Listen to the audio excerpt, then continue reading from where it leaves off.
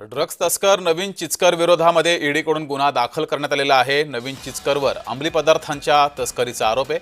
1200 कोटींच्या अंमली पदार्थांची तस्करी केल्याचा त्याच्यावर आरोप आहे। चिचकरच्या 10 कोटींच्या मालमत्तांवर ईडीनं टाच सुद्धा आणली आहे। तर या संदर्भात अधिक माहिती पाहूयात।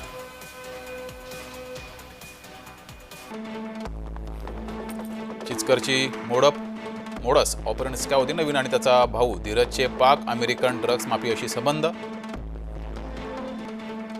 ड्रग्ज माफिया मोहम्मद अली कुतुबुद्दीनशी सुद्धा त्याचा थेट संबंध होता। टांझानियाच्या कासिम हुसेननं चिचकर अलीची गाठ घालून दिली। भारतात कोकेनची तस्करी कमाई थायलंड स्थित क्रिप्टोकरन्सीद्वारे फिरवली। 2021 मध्ये नेपाळ मार्गे तो फरार होता। यूएई, यूके आणि थायलंडमध्ये गेला। मलेशियामध्ये अटकेआधी त्यानं वेनुआटू इथं पासपोर्ट सुद्धा मिळवला।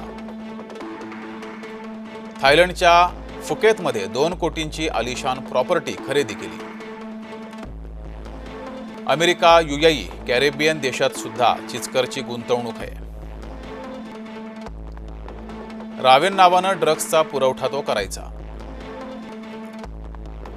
अमेरिकेतील वॅट चाफी या सप्लायर्सकडून कोकेन, हायड्रोफोनिक गांजा तो मागवायचा।